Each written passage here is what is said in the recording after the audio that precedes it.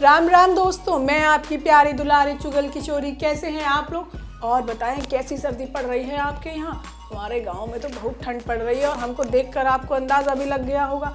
लेकिन टीवी की दुनिया में कहीं रोमांस ने पारा गर्म कर रखा है तो कहीं हाई वोल्टेज ड्रामे ने गर्मी बढ़ा रखी है। अरे अनुपमा में अनुज और अनुपमा इतना ज़्यादा करीब आने वाले हैं कि उनके फैंस उन्हें देखकर बहुत खुश होंगे।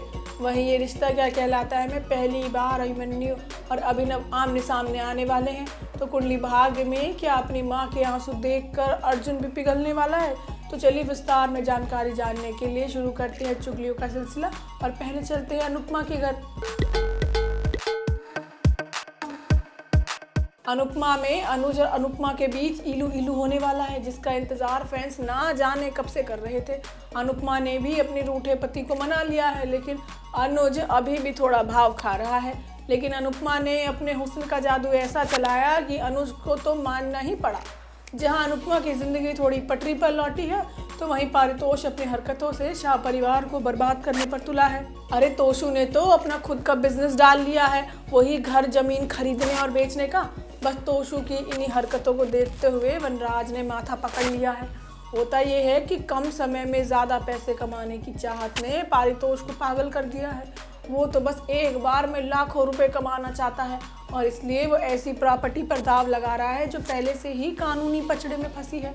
अब वनराज उसे समझाता है कि कहीं तेरे को जेल का मुंह ना देखना पड़ जाए, लेकिन तोशु कहता है कि उसके सपने बड़े हैं और वो उन्हें पूरा करके भी रहेगा।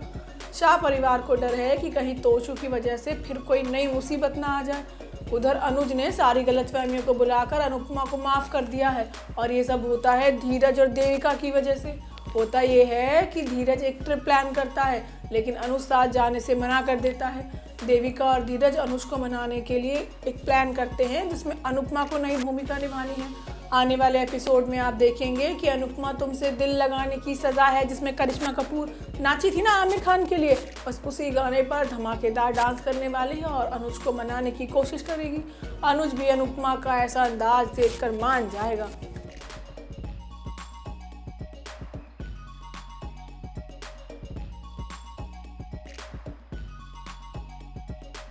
वहीं ये रिश्ता क्या कहलाता है में मेल सौतनें आपस में टकराने वाली हैं।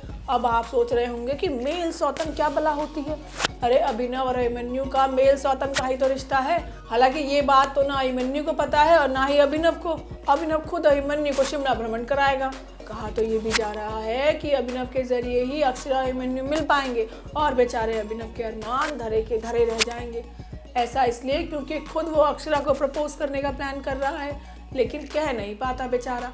होता ये है कि मुस्कान अभिनव को समझाती है कि वो अपने दिल की बात जाकर अक्षरा को बोल दे।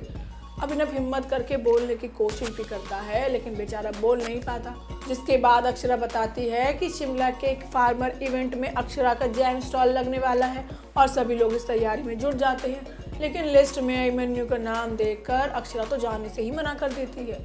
उधर अभिमन्यु भी शिमला जाने के लिए राजी हो गया है क्योंकि रूही ने परमिशन दे दी है। ऐसा इसलिए क्योंकि पार्थ भी महिमा के मुंह पर मना कर देता है कि वो शिमला नहीं जा पाएगा, लेकिन महिमा उसे जबरदस्ती भेजने की कोशिश करती है। अब पार्थ नहीं बल्कि अभिमन्यु शिमला जाने वाला है, जहां वो पहली बार भले ही अक्षरा से नहीं मिलेगा, लेकिन अपनी सौतन अभिनव से जरूर मिलेगा।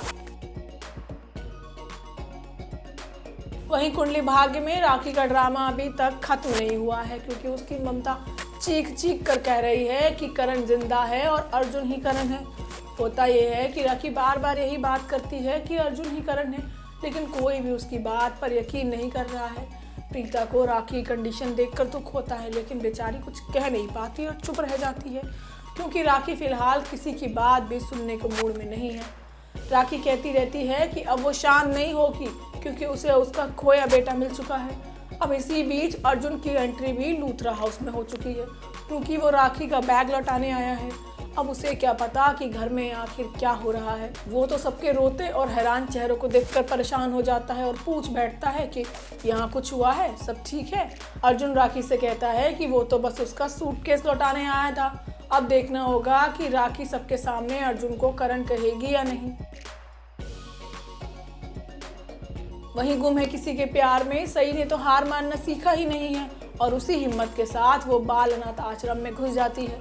लेकिन डाटा निकालने से पहले ही वो पकड़ी जाती है। अनाथ आश्रम की वार्डन भी इस बात की जानकारी तुरंत विराट को दे देती है और विराट पत्रलेखा को छोड़कर सीधा सई के पास पहुंच जाता है। अब विराट सई की इस हरकत के बारे में पूछता है तो वो कहती है कि वो सब ये वीनू को ढूंढने के लिए कर रही है। उधर शिवानी की मां बनने की खबर सुनकर काकू खुश नहीं होती और वो उसे ताना देती है कि तेरी उम्र विराट और मोहित के बच्चे खिलाने की है, खुद बच्चा पैदा करने की नहीं। अब इस बात पर शिवानी भी भड़क जाती है और कहती है कि जो बच्चा नहीं दे पा रही है उसके पीछे आगे तुम घूमो, लेकिन जो असल में मां बनने वाली है उसे तुम ताना दो। अब ये बात सुनकर पत्रलेखा भी वहाँ से चली जाती है। अब बुरा तो उसको लगेगा ही। आने वाले शो में विराट सई को गलत जानकारी देता है कि विनायक हादसे में मर चुका है। अब सई रोते रोते विराट के गले लग जाती है और कहती है कि अगर उस दिन आपने मुझे रोक लिया होता तो हमारा विनायक जिंदा होता। अब विराट को भी गलती का एहसास होता है और वो कहता है कि अगर मैंने भी तुम्हें उस दिन रोक लिया होता तो आज मैं, सई, विनायक और सभी हम सब लोग एक परिवार होते।